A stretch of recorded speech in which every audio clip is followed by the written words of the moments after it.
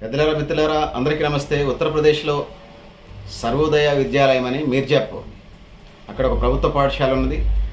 ఆ ప్రభుత్వ పాఠశాల నుంచి తర్వాత ఇంటర్మీడియట్ చదువుకున్నారు పిల్లలు. వాళ్ళు 12 మంది నిట్ అంటే మెడికల్ ఎంట్రన్స్లో క్వాలిఫై అయ్యి డాక్టర్లు కాబోతూ ఉన్నారు.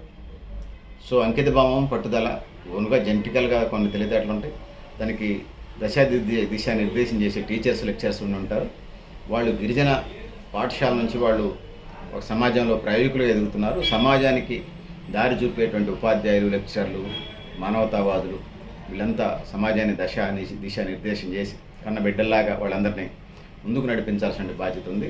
కడుపును పుట్టిన వాళ్ళు ఒకళ్ళో ఇద్దరు ఉంటారు, 10 మందికి 5 మంది 10 మంది ఉంటారు. ఉండనే వాళ్ళు తప్ప మిగతా వాళ్ళకి చేసే సేవ అంతా కూడా తండ్రి పాత్ర, గార్డియన్ పాత్ర, పెద్ద పాత్ర, కుటుంబ పెద్ద పాత్ర అని తెలియజేసుకుంటూ, సో పెద్దలారా మిత్రులారా మీరు కూడా మీ అభిప్రాయాన్ని కామెంట్ బాక్స్లో రాయని తెలియజేస్తూ, నేను గరిడేపల్లి సత్యనారాయణ, న్యూ లక్ష్య ఆర్గనైజేషన్. థ్యాంక్ యూ అన్నారు.